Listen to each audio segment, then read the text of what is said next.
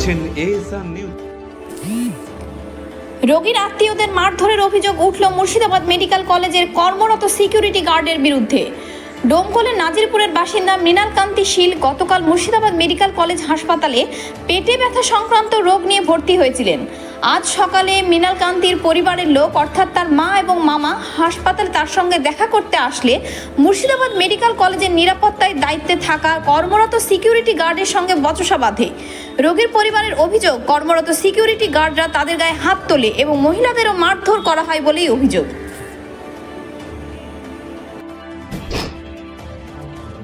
না তাই চিনি দিয়ে চলে আসবো।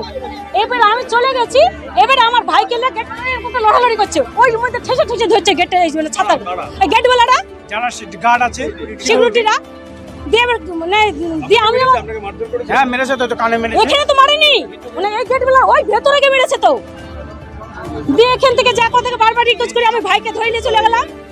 চলে গিয়ে ওখানে গিয়ে বলছে তোকে দেখে নেবো, তাই বলছে এই আমার ভাইকে তাই বলছে তোকে দেখে নেবো।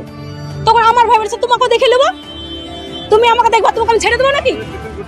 আমার ছেলে কালকে 6:30টায় ভর্তি ছিল।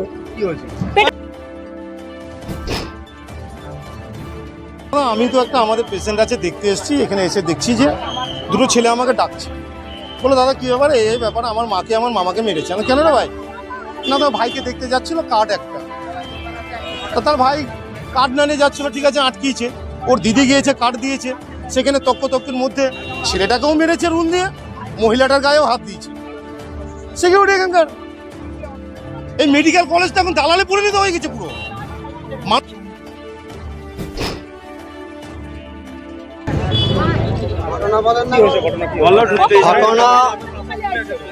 এখানে মেরেছে তো, রুল এবারে মেরেছে তো, সিকিউরিটি গার্ড মেরেছে। কারণ সিকিউরিটি গার্ড জানে কেন কেন কি কারণে মেরেছে। আমার মামা আমি দেখতে যাচ্ছিলেন, পেশেন্ট দেখতে যাচ্ছিলাম, রোগী দেখতে যাচ্ছিলাম, চিনে না তাই আমাকে চিনে যাচ্ছিল। কার্ড নাই আমার কাছে, কাকু রিকোয়েস্ট করলাম কাকু আমাকে ভিতরে একটু যেতে দেন, খাবার আছে প্যান্ট আছে একটু দিয়ে চলে আসবো। আমাকে 3-4 বার বুকে ধাক্কা ঠুকতে মারলো, মারার পর হবে না হবে না হবে না